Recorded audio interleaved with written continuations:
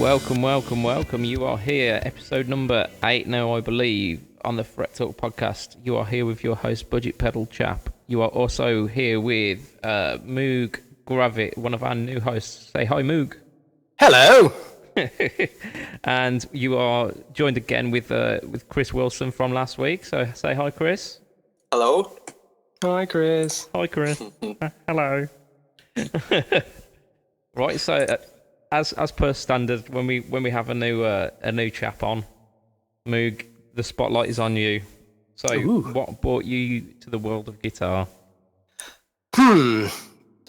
It's I don't know what's dragged me in. Probably Brian May. I remember growing up and really, in a house that loved Queen, in a house that loved 50s music in general. And then Queen was like kind of the new thing.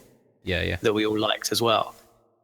And I remember starting to play the guitar, but I don't necessarily remember the moment that I saw someone and go, that's it. That's what I need to do. I think originally I was more interested in being a drummer. I really wanted to be a drummer. Cool. But I think I probably mentioned it to my dad at one point, and he was just like, "You're not having bloody drums in my house. Where your bloody noisy things." So at some point, he sort of fed my musical fire and borrowed a big old acoustic when I was about 9 years old. Borrowed a Dreadnought from a mate of his. Wow. And so imagine that, like some scrawny little 9-year-old kid, like leaning over a massive acoustic, trying to learn. Struggle with a Dreadnought now. I know. I remember it just being feeling like a cello in my arms, and I was just. But yeah, I mean, I had Bert Whedon's Playing a Day book, and I learned my chords and paid my dues. And I just sort of, considering I've been playing that long, which is a ridiculously long time now, I'm obviously nowhere near as good as I should be. I've done the whole drifting in and out thing, and only really sort of tried to learn properly, sort of only at a few sort of key points along the way. But anyway, it started there really. So it's kind of like a slow burn rather than an epiphany moment.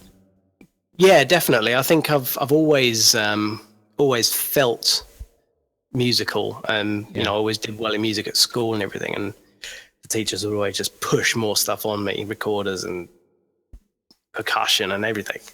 So yeah, I think I was destined to do something musical. Yeah, thank God that they didn't keep you on that recorder, eh? I know, it'd be a very different podcast, I think. Yeah.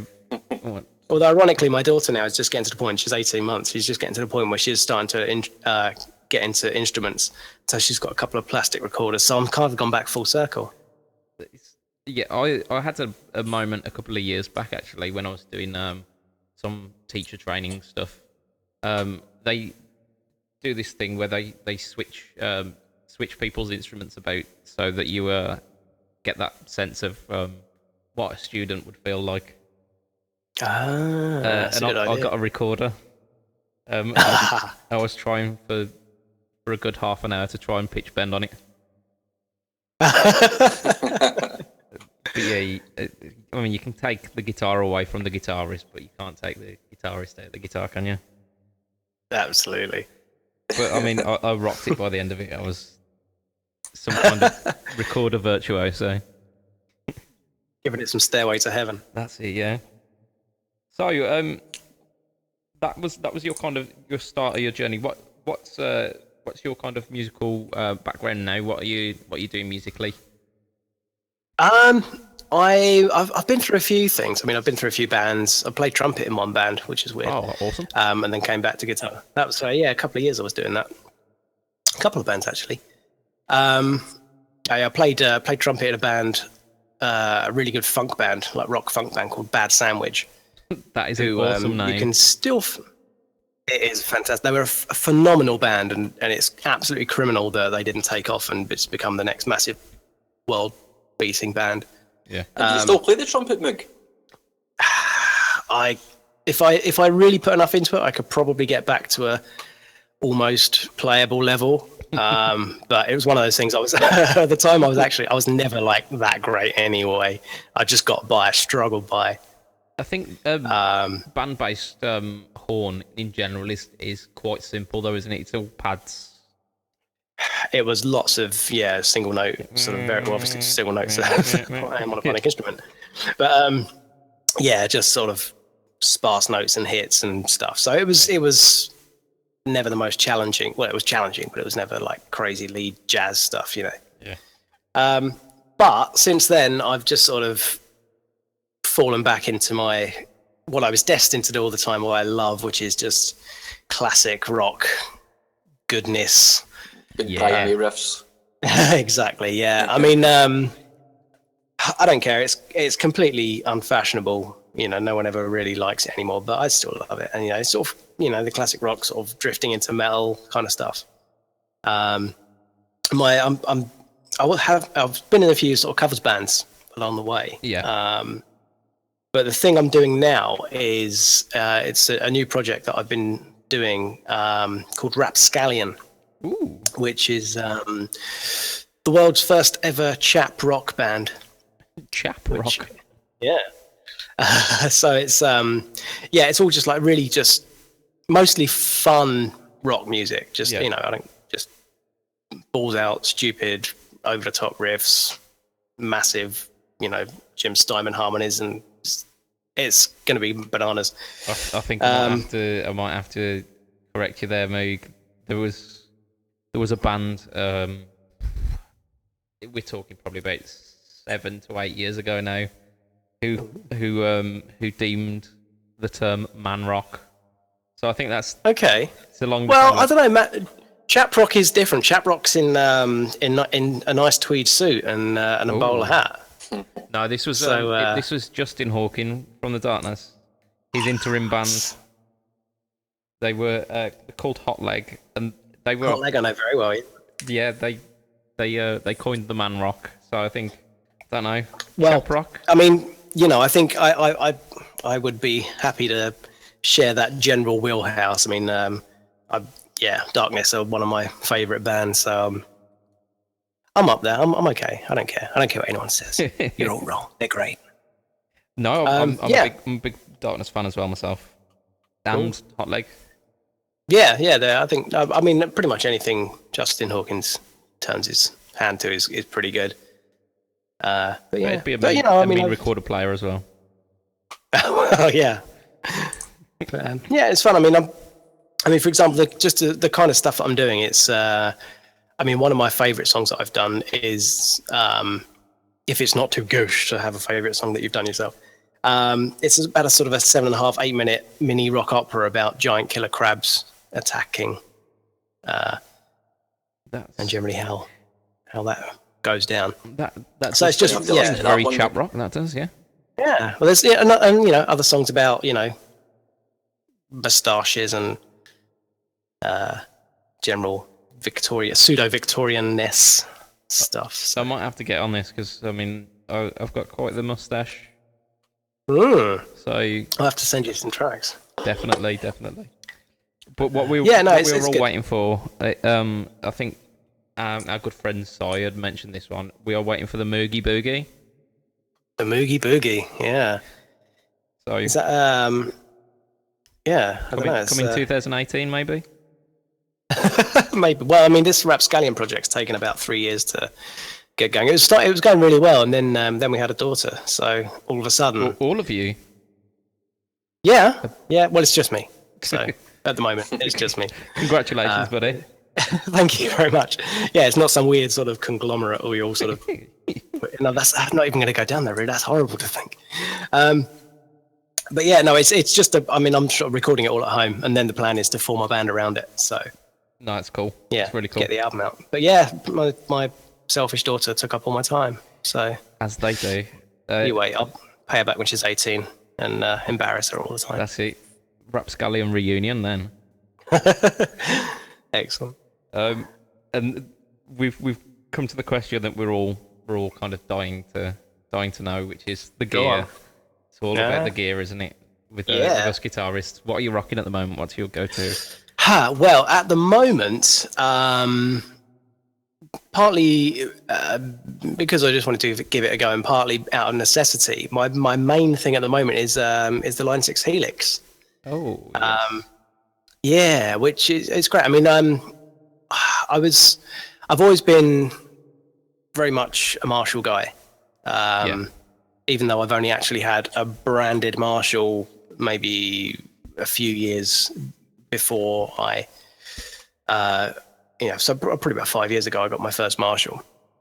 I've had a very weird, in terms of gear, I've had a really weird run. I've always had sort of like weird, cheap stuff because I've never really had the money to plow into something interesting. Yeah. So I was on a TSL 122, JCM 2000. Yeah, I know the TSLs. Which is I bought and then realized it was just far too powerful and far too complicated. So I just would stick it on a clean channel and let pedals do the rest, which is probably the worst way to use it. But they're laden with knobs, aren't they? The TSL. I know it's like a flight deck. It's incredible. But so when I knew Daisy was coming, that's my daughter, by the way, not just some random person at the door. I thought, well, I'm never going to be able to play anything loud in the house for a while. So I thought, what can I do? So grabbed myself a Helix, and I'm thoroughly impressed with it. I think it's fantastic. Good man. And obviously I've got my mic running through it now, which allows me to do fantastic things like this.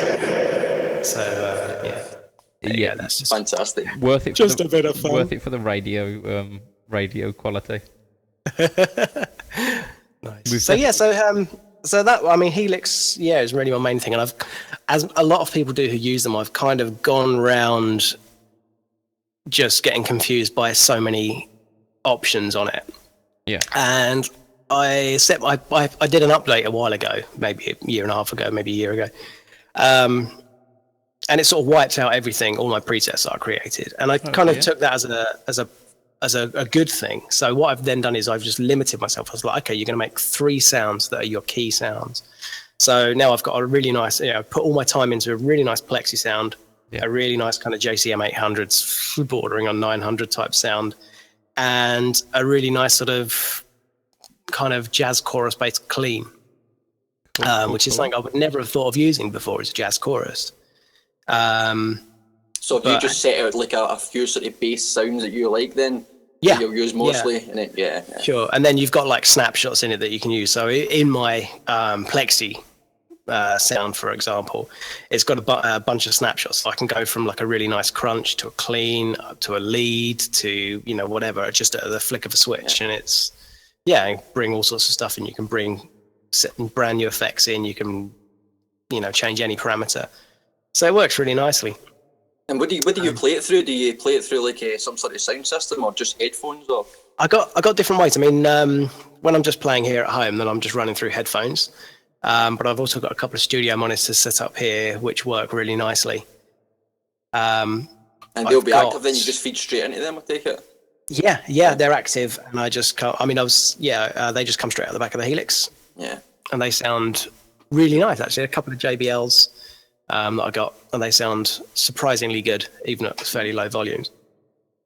I've also got, for when I'm doing live stuff, I've got a Matrix FRFR speaker, which, depending on the size of the venue, sometimes it's enough just to hear it going through the PA and you can feel it. But if you want a little bit of something kicking back, and something just to push a bit of air around your flares, then that does quite nicely. It's I didn't like it so much at room volume, but when you turn it up loud, it's actually got a bit of kick to it. So it's not bad. Yeah, cool. Sounds good. I've never actually used one, but I've heard they're really good though. But they are. I wish the last time I was down your way, I actually wish you had brought it with you, because I would have liked to have tried it just to see how good it actually is. Because I've always been just an amp person. And the thought of using something like that has always been a bit off-putting to me personally. Well, but I've never tried it, so I can't really judge it in terms of sound, I think that's a lot of people have just preconceptions about Line 6 and modelling stuff because they've only ever tried a pod, or something along those lines. And I think it's come a long way. I don't understand. Sometimes I'll talk to people and they'll say, "Oh, yeah, well, I'm recording at home using Amplitude or Positive Grid or whatever, but I won't go near a Helix." It's like, what's the bloody difference? But it's really nice. I mean, if you're ever down this way again, obviously you're welcome to have a fiddle. But excuse me. Yeah. And then you can play with the Helix. And you can use the Helix. Yeah. Our Gav mentioned 2 weeks or so back that he was talking about the Kemper, but along the same lines that they are literally the best headphone amps you can use. Oh, for sure. I mean, just for playing at home, I've never had a better sound, and I can't imagine I ever would. Being able to play through a cranked plexi while my daughter is sleeping in a room, like a few feet away from me, is a few years ago, I just wouldn't have believed it was possible. But no, it sounds amazingly good. And people mention about these attenuators being godsends in more confined environments.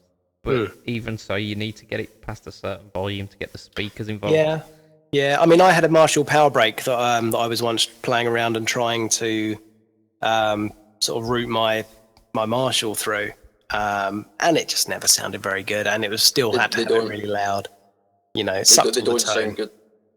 Yeah. I had an attenuator before with an amplifier, and tried to use it as well, thinking I could get a nice cranked sound at a low volume, and to me it just sounded terrible. Yeah. I mean, apparently there's ways you can set them up, but I think you've got to have them in a really specific way and at a specific volume. But I don't think it's just any sort of solution, really. I think I went to see Back to the Darkness. I went to see The Darkness at a really small gig above HMV on Oxford Street in London, and they had a bunch of plexis. I think they were plexis, but then a row of attenuators on the top of them. And in that sort of environment, I think that's where they're supposed to be used. They want to dime the amps, but it's only in like a 200 capacity venue. So there, I think it probably worked. Yeah, definitely. So, you need to get that roaring rock volume, don't you?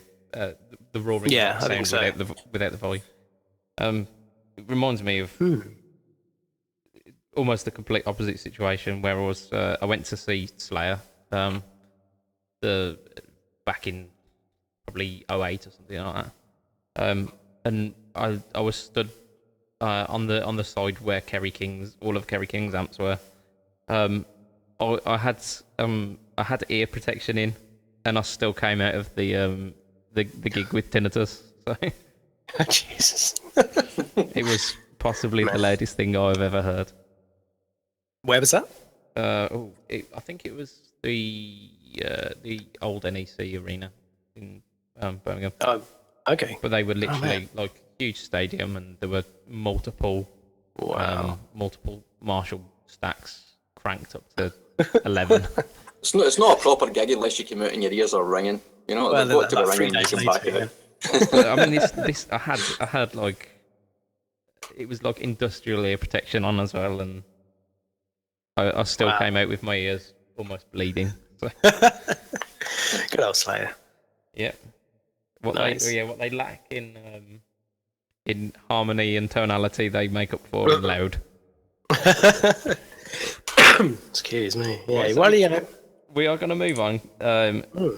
We were expecting another host on today, so I've got. Anyone know anything about Paul?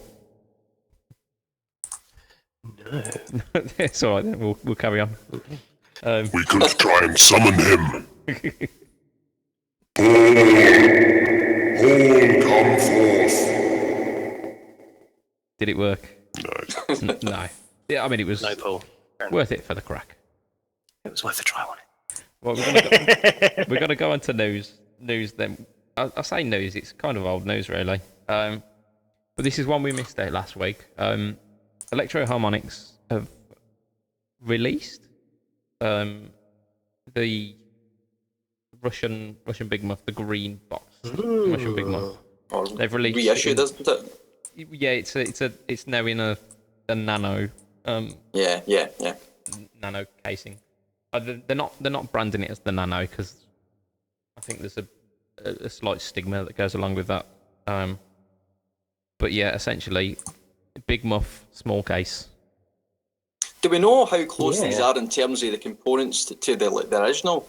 I mean, is it just voice slightly the same, or is it as close as can be? You know, like a proper reissue. I've heard no sound comparisons yet, but I happen to be part of a DIY pedal community on Facebook, and they've mentioned something of they've tailored the bass response to be a bit more full in the Nano, because the originals apparently shelved off a little bit too much bass. Alright, so they've tried to improve it then, basically. Yeah. That's pretty good. I mean, the website touts it as a faithful reissue. So, you know. Yeah, faithful. Sounds like the marketing department just going crazy, doesn't it? Yeah, I think they have to, don't they?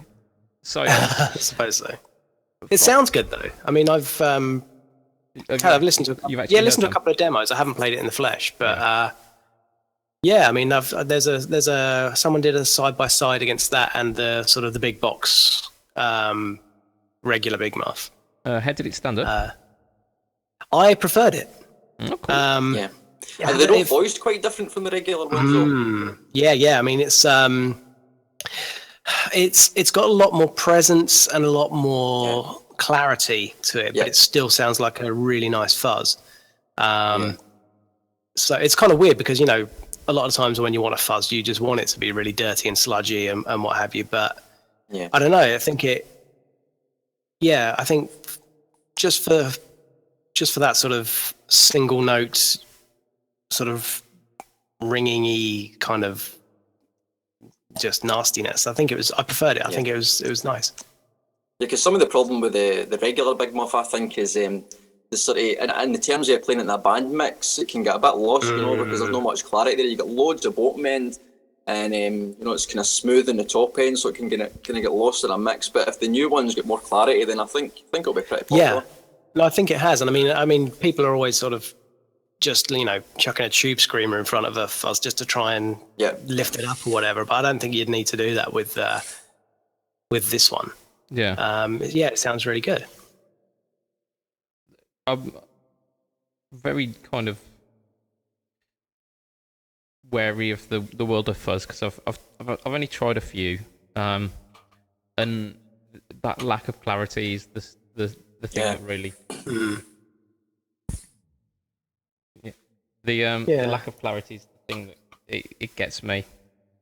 Yeah, I think sometimes you want that, but if you don't, it's annoying. Yeah. So I mean, I'm going to be looking out for it in the next couple of weeks. What really surprised me was how fast. I mean, they announced it last week, and it's in people's hands, and they're. That's what they're best at, though, isn't it? Yeah, EHX they do. Very much. They are masters of expedience, aren't they? Yeah, and it's what is it, only about £75 or something, isn't it? Yeah, as well? it's very tempting. What I wonder how it would compare against, you know, because obviously there's kits and self-builts of Russian Big Muffs everywhere. You know, you can pick them up for £25. So I'd be interested to find out how they would stand up against something like that, and whether it's worth putting in the extra 50 just to have a proper EHX. Yeah, I'm actually wondering how it'll stand up against the Earthquaker Hoof, because I've got the Hoof Reaper, and apparently the Hoof is voiced after that Russian Big Muff as well, and it was a lot more expensive. So I'm just wondering if it's how close it is to that sound, just to see if it's worth the money that I spent on the Hoof. Well, I'm sure it'll be. Well, you know, the thing is though, Chris, you know, I think you'll probably find that the Russian Big Muff's better, and then you can sell me your fuzz there for what? £20 or something. Well, I won't, because I've actually got the thing is, I like a muff type fuzz and a tone bender type fuzz. So I bought the Hoof Reaper, which is the two combined. It was like £320 or something. I'm surprised it's taken us that long to get onto the muffs. I know, we did well, but it's fallen. I'll just tell you now, if you've got to be careful when you type in Russian Big Muff into your search engines. Much the same as I was searching for you know the hum cancelling single coils? Yep. Don't type in stacked singles into Google. Oh man! So that's a word of warning for you You know out that there. people are going to be typing that in now in Google just to see what comes up at curiosity. I had a similar thing when I was looking for the cockfight as well, but couldn't find it. Yeah, you get lost, don't you, in the internet sometimes. I went down a rabbit hole, and the next thing I knew. So we've got to move on. We've got to do a little bit of a look back. I think before we do that, actually, because this is you've actually reminded me of something that I was going to talk about this week. Actually, the Helix native software. Line 6 have mentioned that recently, and they're doing a like 30-day trial, so you can download it and try it. Yeah, so this is going to be used as a plugin then? Awesome. Yeah, it's a VST plugin. Yeah. Effectively. Right. They've been teasing us with it for probably the better part of a year, saying it might be coming. And now apparently it's arrived. So, yeah. So this is going to... Sorry, on you go. Yeah, no, carry on. I was going to say, this is going to compete with things like Guitar Rig and Amplitude and things like that, then. Exactly that market that it's aimed at, yeah. And it's, I mean, you know, I haven't tried it as the software, but if it's anything like what I've got beneath my feet right now, it's should be doing all right, you know. I think that's I have heard some early reports actually that do say it doesn't quite stack up against Positive Grid.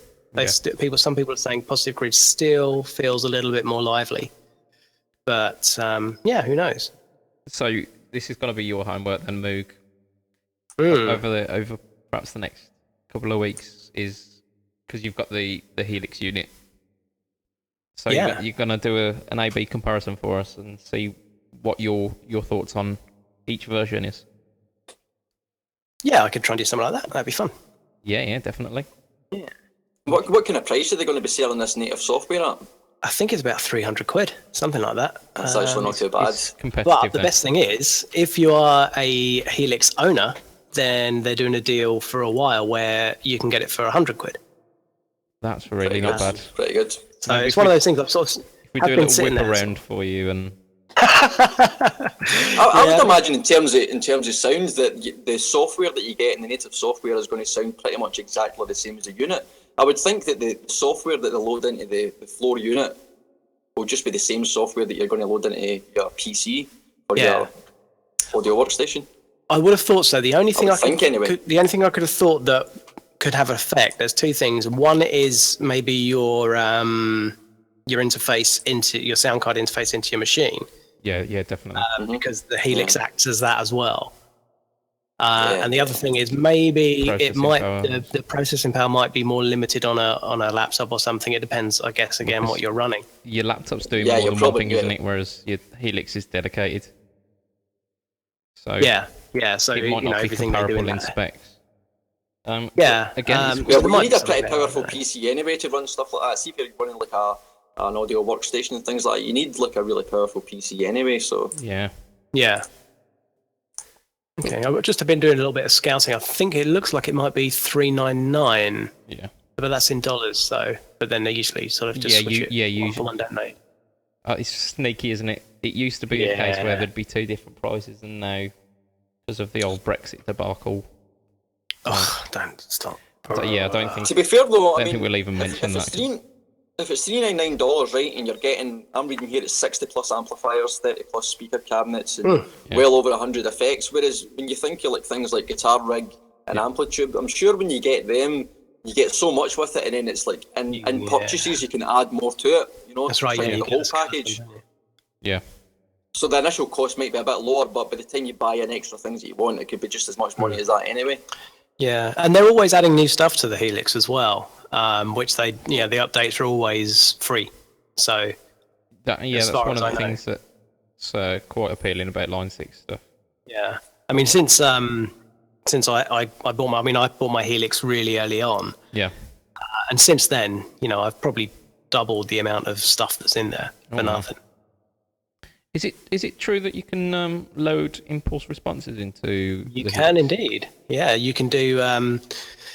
Yeah, as many as you want, really. I mean, there are people I've seen who've created presets that are taking like tone prints of, sort of input signals, and then so you have an input IR, which tweaks your guitar sound, and then you'll have maybe your cab IR at the end. So you can just throw in whatever you've got the DSP for.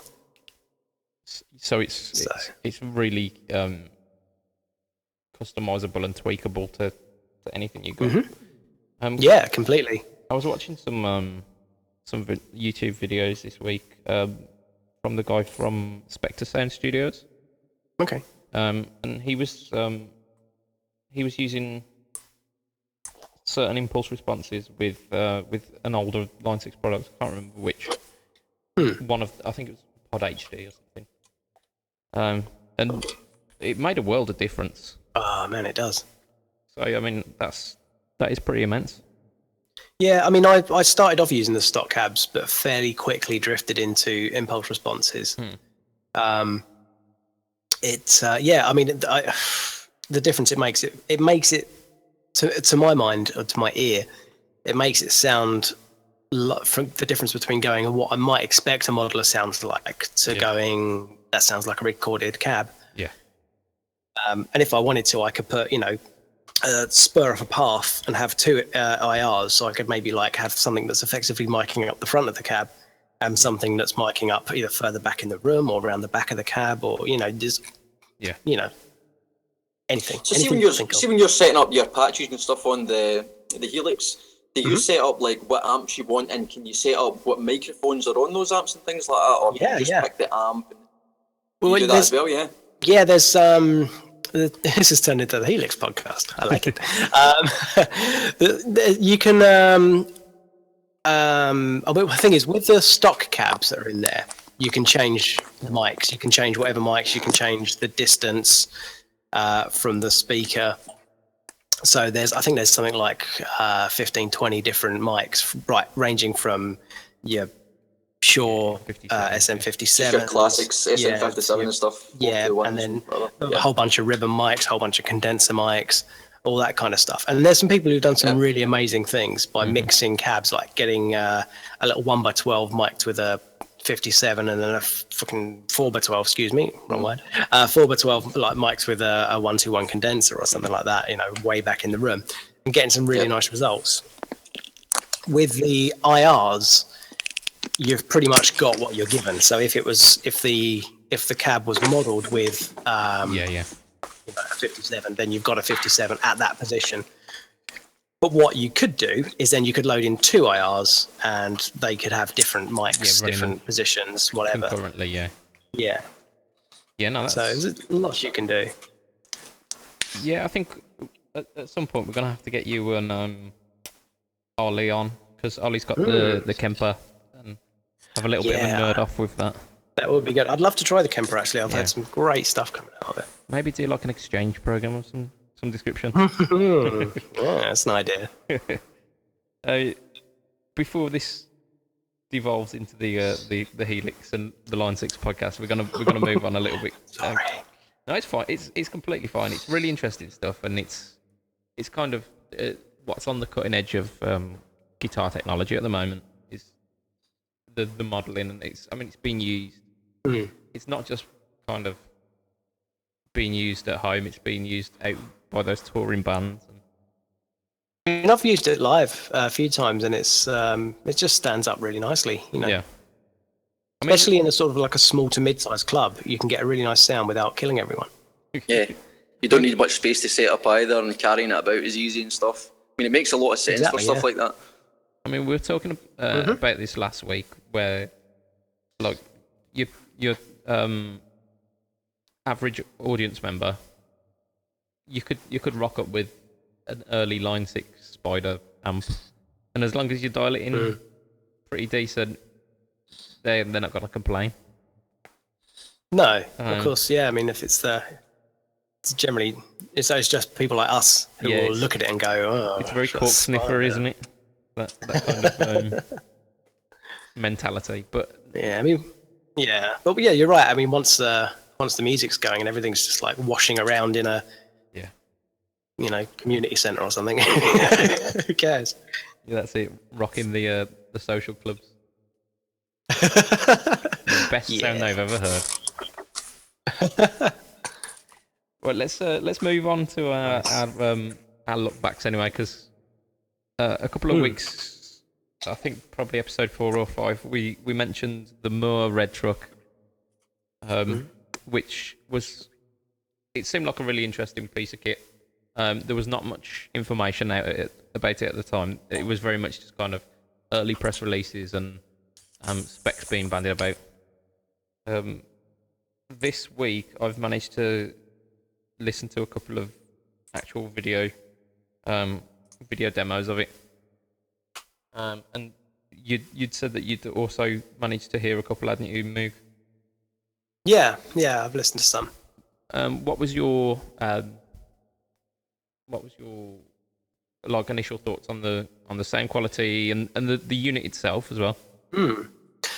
Well, sound quality, I don't think I could fault it for what it is. Yeah. Maybe you might want a bit more variation in your drive there. Yeah. But everything else, all the modulation effects that I heard sounded phenomenal. They sound, I mean, for the price it is.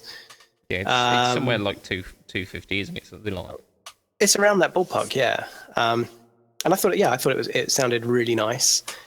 So I've got no problems with the way it sounds, I don't think. Yeah.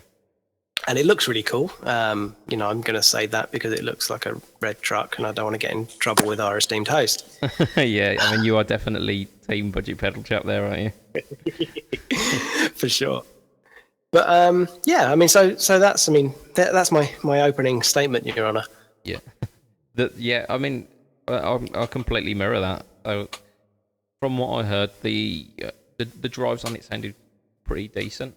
I think the overdrive section, the initial overdrive section, is based on the Moore Rumble drive, which is it's quite an unflavoured drive. It's not really mid boosty, or it doesn't have.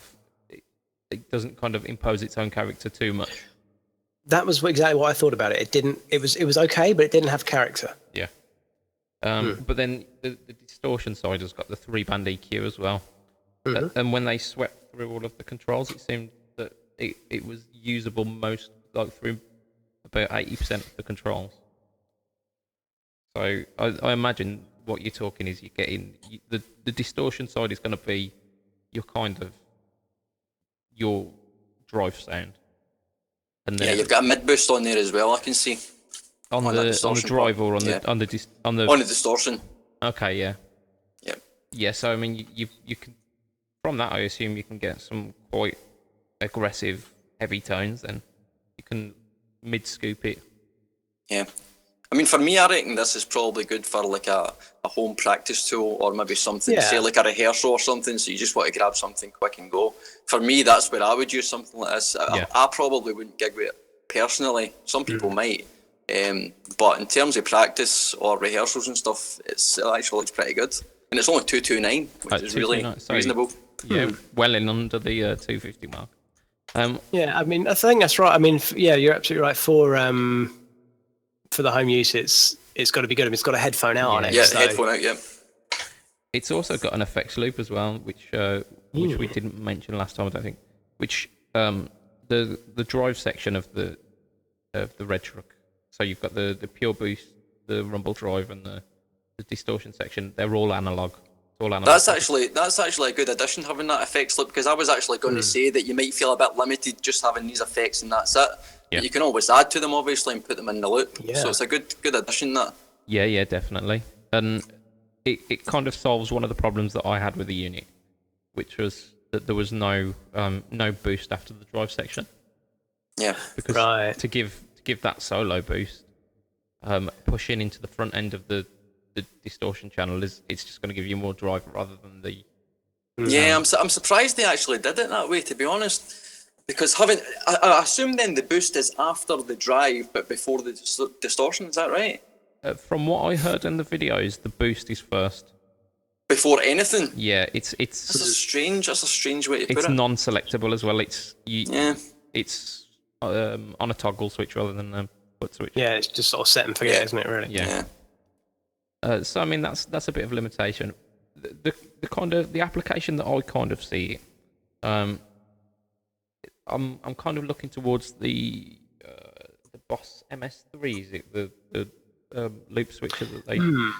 So that's got the modulation in it. Yeah. Yeah. So I'm looking towards that. Whereas Boss have given you the option of 3 loops for your own drive pedals. More of kind of giving you the drive, but then giving you the option of adding your own drive as well afterwards. What the price is the MS3 though?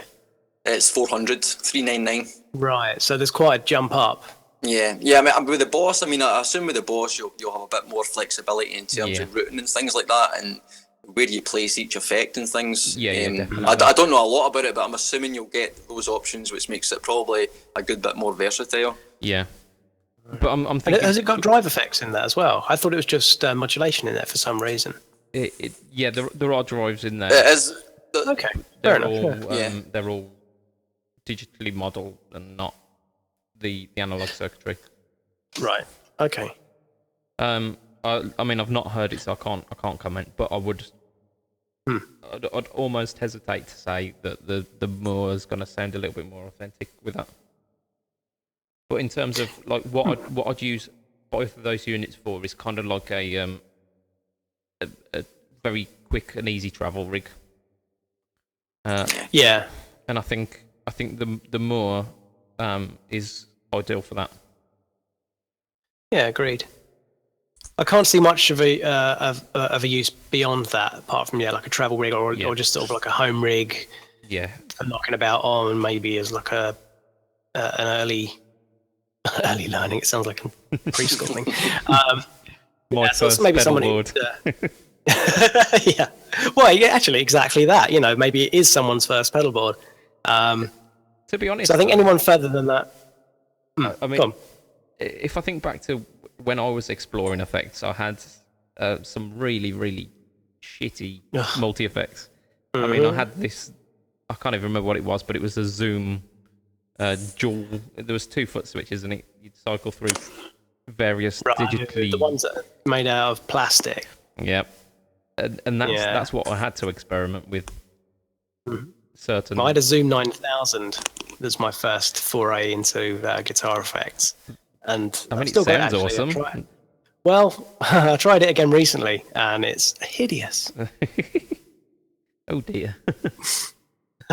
Maybe a shootout between the native and the Helix itself. That could be funny. Indeed. Oh, it would be like absolutely. It'd be like beating on the Special Child, wouldn't it? Oh, yeah, pitching the cutting edge Helix against a 30-year-old 200 quid Zoom effects. Indeed. I think we should probably move on anyway before I get myself in trouble. So I think general thumbs up for the red truck then, really. Yeah, I mean it's shaped like a red truck, so it's got my vote. Nice. From a similar kind of episodes of Brett Talk as well, we talked about the Joyo clones. Very recently, the German company Thomann, those guys, we all know them. Thomann, Thomann. I'm willing to go with whatever you want to suggest. They released a series of videos recently, essentially pitting one of the Joyo clones models. So, say for example, it was a Marshall. They pitted it against the Joyo Bantamp version. So they did the Jackman, the Joyo clones as a JCM, and then an actual Marshall JCM, and did a kind of price stepping shootout. And from what I heard, the clones, the results? It was very, very close. Huh. I mean, it wasn't perfectly recreating, but I think the argument that the people who were doing the demonstration said that it has its own kind of character to it. Is that what you want from a modelling amp? but I don't know. But the fact that it had, they were mentioning that it had character is... That's something. Yeah, definitely. So, I mean, from what I've heard, I only watched a couple because they were quite long videos, and I'm not a very patient man. But yeah, from what I heard, especially the JCM, it was close enough to fool 9 out of 10 of your guitar community, let alone the paying punters. Oh, that's cool. So, have you guys heard any more of this Joyo Clons amp? I've heard. I think I've only heard like 1 or 2 demos. Yeah. And yeah, I mean, it did sound good. Yeah. I'm not completely sold on it though. I think maybe if you were going to just sort of set it up as your favorite amp, yeah, and then that's it, then that makes sense, and that's a good alternative. But because it looks pretty fiddly to start switching around amps, because you've got to load up the app, you've got to change the thing from there, and yeah, I don't know. It all seems a little bit, and then you've also got valves you can switch out, and yeah. It all seems a little bit much for that kind of price, for that sort of area. Yeah, because I don't know, and it's coming in at I think about £1,300-1,400, something like that. Yeah, which, I mean, it's a sizable chunk of money. It is a sizable chunk of money. It is. Also, I just want to mention there, I just saw that little note from Chris saying his battery's run out, so it looks like we're Chrisless for the time being. Oh dear. Poor old Chris. If he comes back, he comes back. If not, it was good. It was good having him. Otherwise, we shall say adieu to Chris. I think we've got to have you on as a regular now. These radio. That sounds any crazy. That's it. I think these radio voices are brilliant. So yeah, I mean, we had a little preamble before the show, didn't we? Oh, no. We did. Yeah, we had a little preamble. No? And a couple of the ideas we batted around were that if say you theoretically had £1,500 and you were looking at an amp, it's very difficult to put that money down on something with Joyo on the front. Joyo, that's the thing. I mean, they are fighting tooth and nail to get that stigma, but there's still those cheap Chinese replica pedals that is kind of clinging to them at the moment. I mean, maybe this could be the thing to do it. Maybe this, because it looks like a quality built piece of kit. Yeah. I can't take that away from it. The one thing I love about it that I don't recall ever seeing before, and it's a stupid thing to like about it, but it's the input jack is on the side. Oh wow! And it's like a Strat kind of. Chris is back. Chris is back. Hello. Hey! Sorry about that, guys. No, it's not a problem. Battery ran out of my phone there. Sorry about Amazing. Welcome back, Chris. So we're just saying, Chris. Actually, I shouldn't do this. I'm not the host. No, carry on. You're doing well. Take it over. We're just talking about the Joyo and how we think it's pitched, and we're just sort of, I don't think we mean to, but I think we're kind of railing on it a little bit. But I was just saying about the things I like about it is the fact that it looks great. Yep. And it's got this Strat style jack input. So imagine someone's just ripped off the input jack off a Strat and just sort of like stuck it into the side of an amp. I don't think that's really interesting. I don't think I've seen that before, and I think it's quite unique, and I think it looks really cool because it's sort of in this little recess. Yeah. I mean, it does look like a cool amp, and there's loads and loads of cool features, and I'm sure it probably sounds great as well. But as we were talking about earlier, the fact that where it's priced, and if you're going to spend like 1,400 quid, 1,400 quid in an amp, it's unlikely you're going to pick a Joyo. You know. That's it. Yeah. I think and our Mick's going to have a go at us for mentioning how pretty something looks. But how something looks is easily 90% of why you should buy gear, I think. Interesting.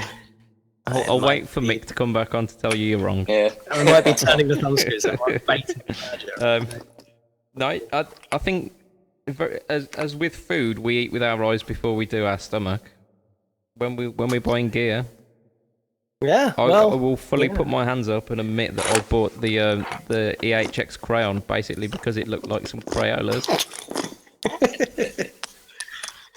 Yeah. I'll tell you actually one thing that I find a bit weird, and I don't about this amp here, which is it's got the USB out, so presumably you can use it silent for home recording or something like that. Okay. You can download an app for it as well. You can control through Bluetooth and stuff like that as well. Yeah, that's where most of the functionality comes. Yeah. I mean, one thing that I find a bit odd though is that it doesn't seem that it's got any headphone out. I think if you're going to have USB out, would you not just have a headphone out as well? Because it's all Valve, does that make it more complex to do? So, but they must have they must have some circuitry in there to like a analog to digital converter to send it out to the USB. So yeah, sure. I don't know. So is there any type of modelling in this amp, or is it just an analog amp, or is there modelling at all in it, or is it just digital control? No, it's as far as I understand it, it's digitally it's a digital pathway, but the circuitry is all analog. Right. So hopefully it will recreate faithfully the things that it is trying to replicate. I'll be interested to hear what it sounds like for sure.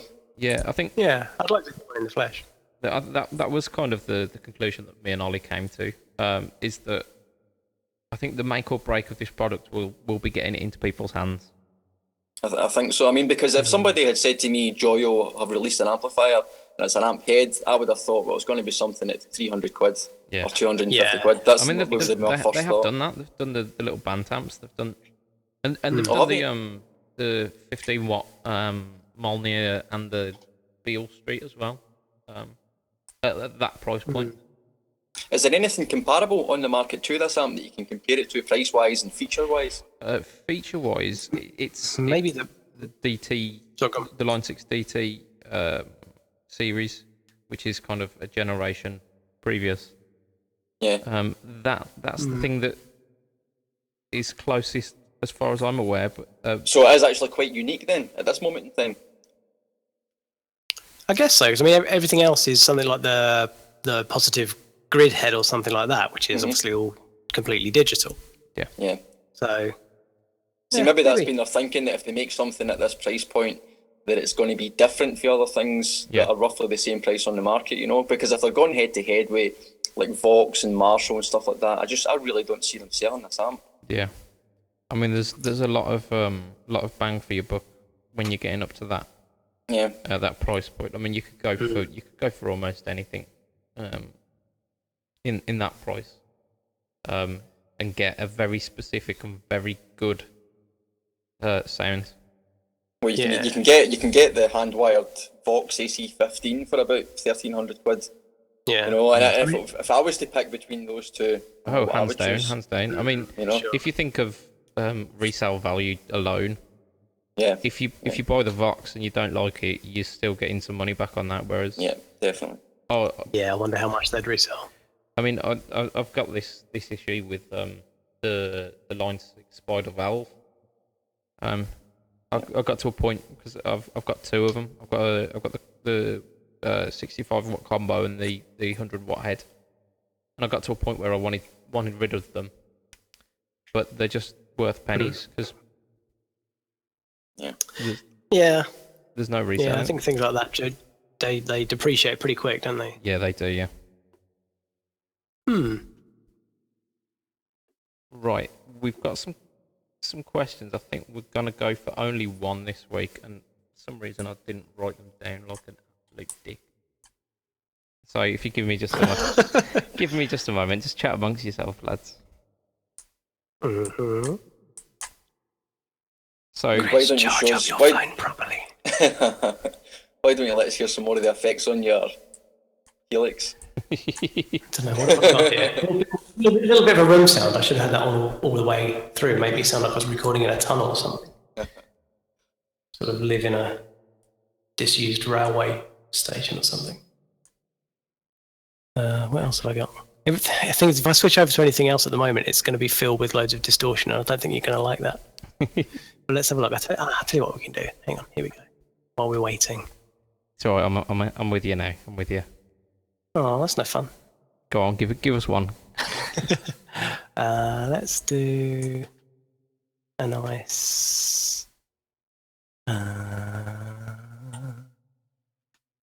about? Oh, is that going to do anything? Oh, it's not going to do anything. It's a bit of a like a flange, is it? That?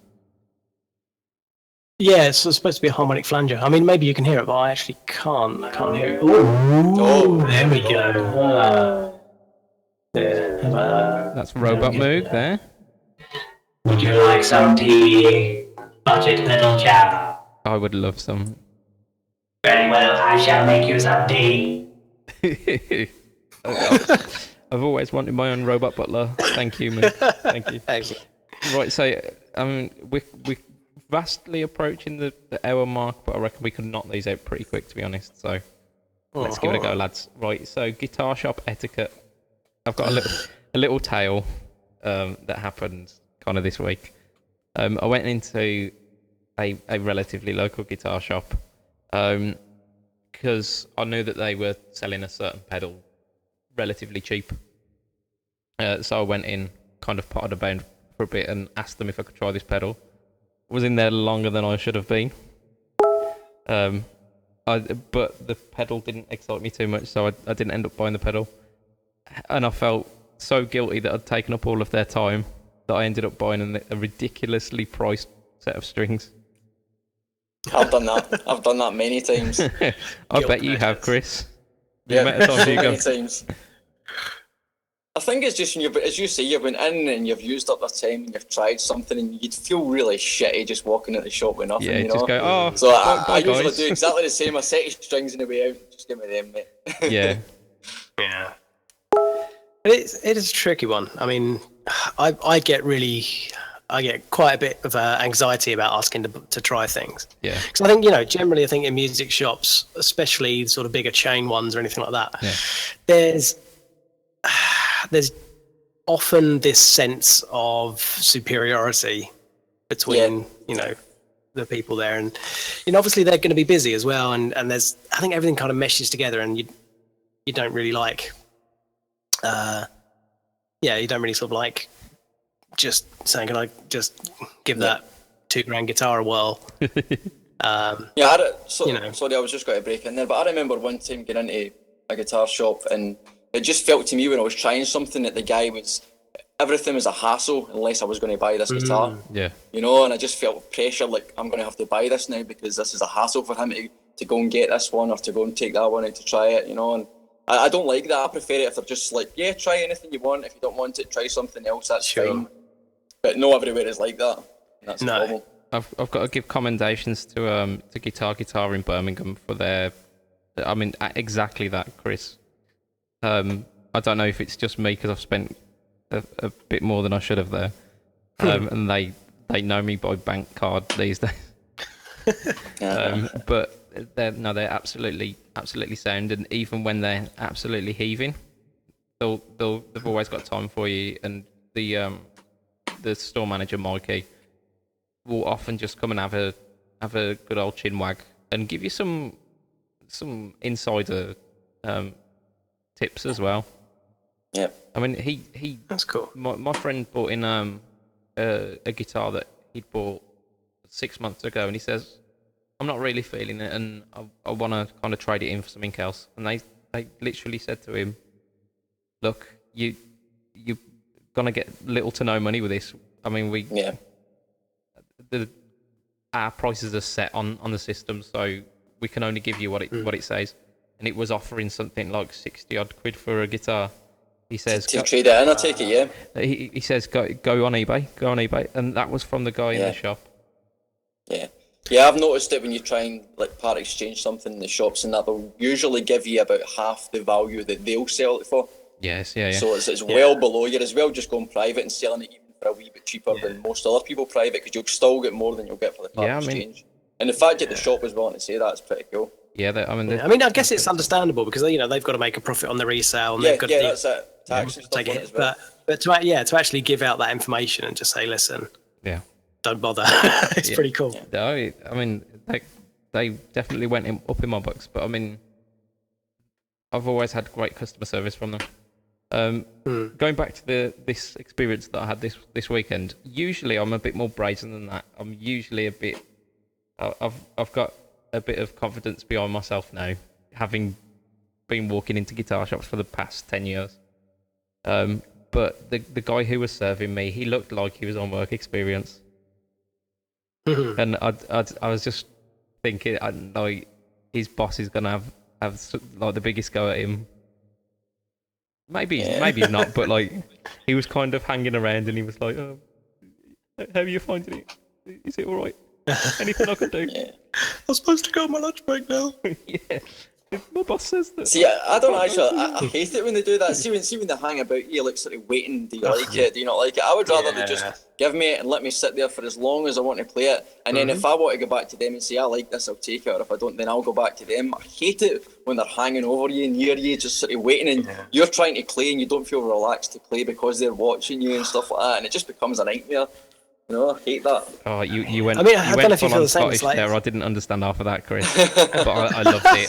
Sorry, mate. No, it's brilliant. I mean, it's hard enough to sort of try and remember how to play the guitar when you're sitting in a guitar shop anyway. You know, I'd rather play to a room with 100 people in it than play in a guitar shop. Oh, it puts you on the spot. Pull out all the bad blues. I mean, I think. The really old Guns N' Roses stuff for me is trying to remember anything. I try and avoid that one, but hey.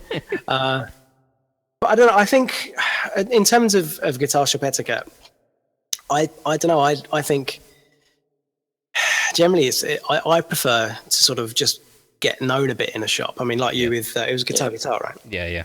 You know, I mean, my local guitar shop in Brighton is one that some people like and some people don't. It's a bit divisive. And it has knock-on residuals that echo through our little family. But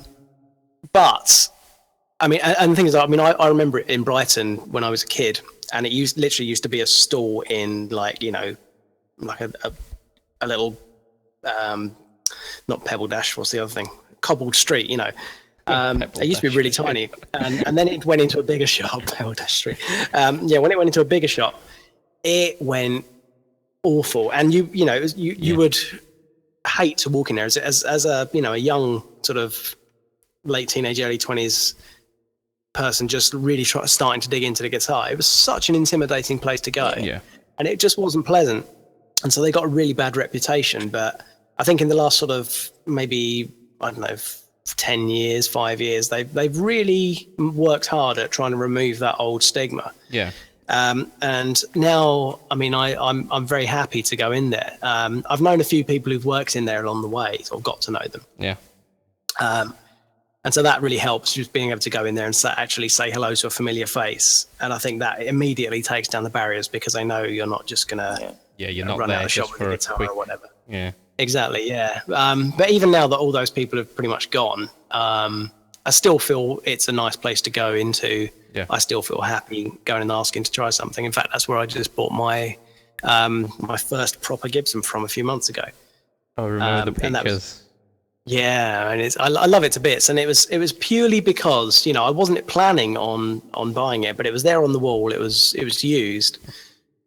And just on the off chance, I had a half an hour spare, and I just said, do you mind if I give it a quick plug in? And they actually sort of, let me use a demo room. They took me down to a demo room and stuck me in there with a big old orange 4x12, and I just played it for about, I don't know, like 10 minutes, and just thought, this is what I've been looking for. So it just pays off for them to be nice. And just for the benefit of our listeners as well, can you tell us what that certain Gibson guitar is?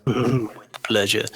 It is a 2011 Les Paul Traditional in Desert Burst, I believe it is. Traditional like, you got then? Like Brownie Burst. Yeah. Yeah, so I prefer the sort of darker one. Does that mean no weight relief then? That's a full solid body?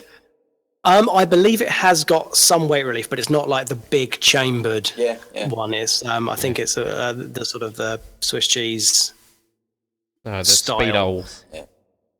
Yeah, I mean it's still pretty heavy, and What pickups are in especially that? for I I think it's 57s, Oh. stock 57s. But it's. I mean, I've been trying to sort of slowly mod my Epi Les Paul over the years, and I put in new pickups, and I changed all the electrics and new nut. And I've been systematically changing everything. We love a good nut, don't we? We do. You can only ever get nut- so far doing that though.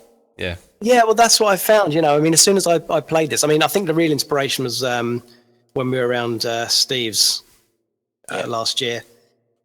And this was something that Chris mentioned last week. Steve, just again for our listeners, is a kind of mutual friend of the podcast, and we will get him on at some point. He's a man. And he owns a huge range. He's got an Aladdin's cave of expensive gear, hasn't he? He's definitely got more kit than some of the local shops that I've got around here. Yeah. And he's a lovely chap. That's not exaggerating as It's well. not He at all. probably Not has at got all. as much. Yeah. I was amazed. I wasn't quite prepared when we went round. Well, when I went round there, just for how much stuff, and it's all great stuff as well.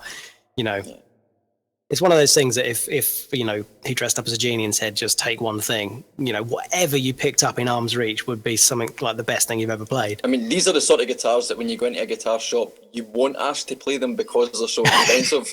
You just don't ask. I had never ever played a custom shop Gibson before in my life until I went to Steve's and I played like so many in the space of 2 days, and it was amazing. Exactly. But So to circle back, I mean that was that was what made me really go, I'm never going to get my Epiphone up to anything near Yeah. standard. So when I went and played this one in I'm going to say it, when I went into GAC and I played this one, it was great, and it just kind of gave me that feeling that I wanted for my guitar, and I was just like, I've just got to buy it. So I did. Good man. Hooray. Good man. You've all this talk about Steve's guitars. You've sparked me off on something that we missed out. So I'm going to mention it, but we might touch on it a little bit more next week. This week Fender had talked about a George Harrison full Rosewood Telecaster. So we're not gonna dip into it because that will give us another 40 minutes worth of talking. But initial thoughts, what we're saying. Go ahead, Mick. You want to go? Well, I haven't really seen it that much. Yeah. All I can say is I love the sound of it. Yeah. I mean, Rosewood, I love any sort of, I love dark wood, and I like seeing natural grain, and I like seeing it, that hasn't got a red sunburst over it. So I'm automatically drawn to the idea of it, I think. So I would be surprised if it was anything but awesome. Cool. Yeah, it's probably a good guitar, but I'm a bit of the opposite for you, Moog. I tend to dislike guitars that look too much like a coffee table or too woodish, I saw the other George Harrison one when I was down in Brighton in GAC, and that was about $8 grand or something, $9 grand at the time. I know. We're gonna have to ask them for payment now, aren't we? We're going to have to bleep that out afterwards. What interests me Leave all the is swear words in. why was the other one between 8 and 10 grand, and this one's about 2 or 2.5? Yeah, I don't know what the difference is here. No one likes George Harrison anymore. That's it. I mean, he's definitely declined in the last couple of years. No, unless I'm assuming the other one was maybe a really, really limited run. I think they were custom And that's shops, what it was. weren't Must they? have been. And these are slightly more production-y. Right. I don't know. It's a lot of difference in money, though. I mean, you're talking about $6-7 grand a difference. Yeah, definitely. It is. That's it's not to be sniffed at. I'm thinking the ramifications in terms of our site's Rosewood restrictions. Mm-hmm. Yeah. I mean, I had a little joke with one of the guys on our page that it was Fender's way of getting rid of all the Rosewood before it truly kicks in, and that's why they're so cheap as well. But that's a good point, actually. I mean, because they'll probably become rare, and the fact they won't make any more of these because of the Rosewood thing. So I would imagine that these will be the last Rosewood or all Rosewood tailies you'll probably be able to get. This brings me that's a good point. very nicely onto our final question, and this is literally our one word, one sentence answer. This one, okay? I can't remember how it was worded, but essentially, really odd guitars, like a really odd guitar that you've lusted after. So, something which is obscure or just weird, but for whatever reason you've lusted after. I'm gonna start us off. That's a good question. I'm gonna cheat. Actually, I'm gonna give us 2. Hey, you say 1. Yeah, one. No, I'm gonna do 2. I'm the host. Right, it's your show. Yeah. First one, because we were just talking about Rosewood. Joe Walsh of Eagles fame and general guitariness. He had a strap with a rosewood neck, and it was like seafoam green, I think. Seafoam green strap with a rosewood neck, and I literally lost myself when I saw that. So I'd like that. Also, an Ibanez Jet King. Oh, good choice. Ibanez Jet King. I remember I saw one when I was probably about 18.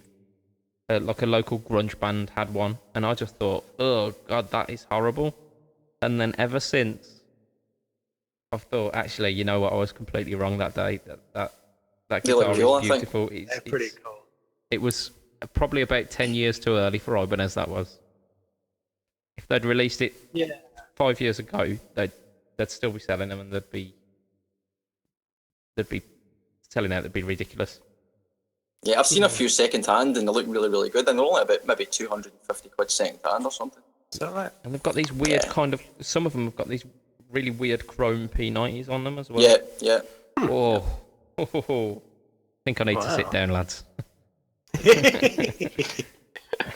Right, Moog. I know it's putting you on the spot, but anything spring to mind? I'm going to do 2 as well, but one's really, really quick. When I was a kid, I used to really lust after a BC Rich Warlock. Nice. Which I've passed now, I think. Well, actually, I might be drifting back into it. I could maybe have one. But anyway, get one. So that was a quick one. But the one guitar that I always used to absolutely drool over was in a local Brighton guitar shop. And it's all right. Mention it the third time. No, I'm going to leave it there. It's fine. So that was in a local Brighton guitar shop. That was in a local Brighton voice, that was, wasn't it, as well? So I used to go in there almost every Saturday. And on the back wall, there was, up right on the top near the ceiling, there was this Les Paul that was tip to tail, absolutely covered. Yeah, it was silver base and it had like multicolour sparkle finish over everything. So over the body, over the sides and the back, all the way up the neck, completely covering the headstock. And I used to just think it was just the best thing. And visually, I would still love that guitar like my own daughter. And it just looks amazing. I mean, I would have loved it. But, and here's the but, I've spoken to people since who have in fact played that guitar, and I've heard reports that it is categorically the worst playing Gibson Les Paul ever in history. So I'm kind of glad I didn't save up like $4,500 to buy it, really. It's always better to not meet your heroes in that sense, isn't it?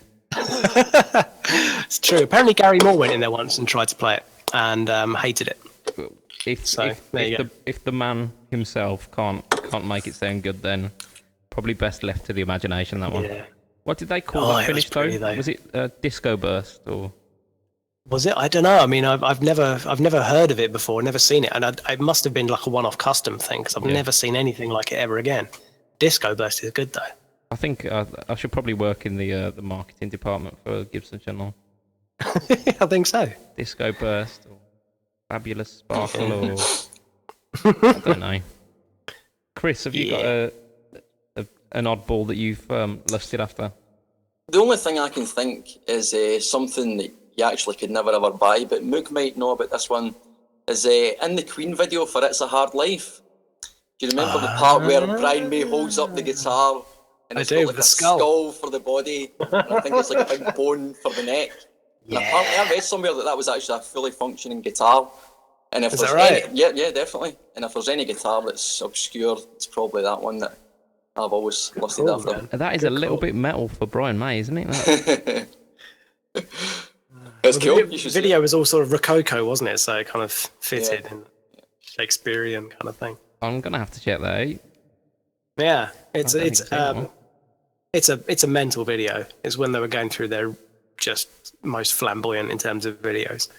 Oh, I've heard some stories. Yeah, you can tell that Freddie's loving the video, and then Brian and Roger are like pissed off at being dressed like complete twats. And John's just hiding in a corner. Yeah.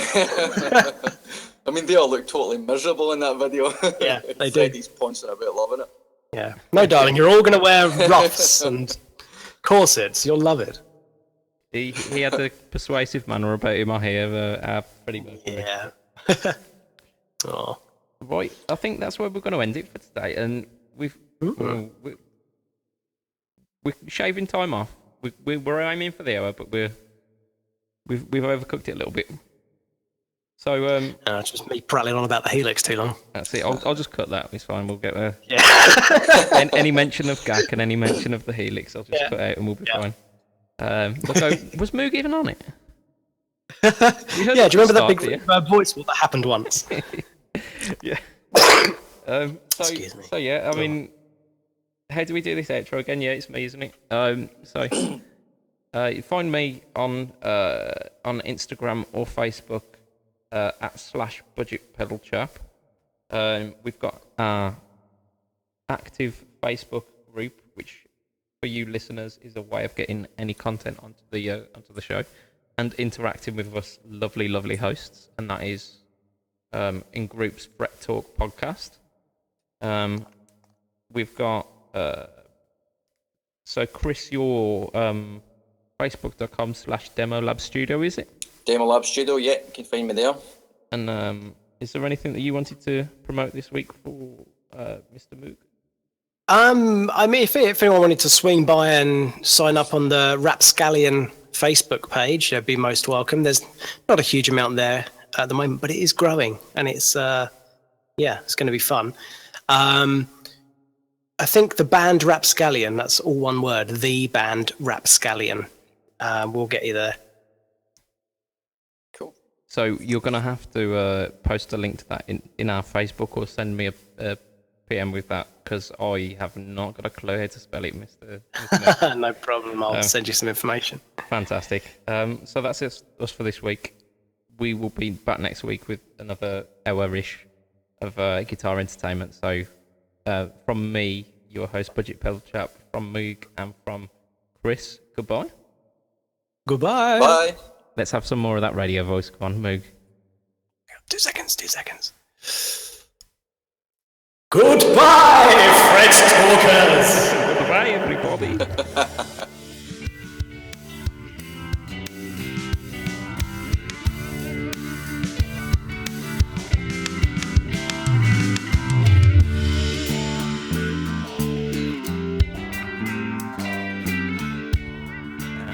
that's all for this week.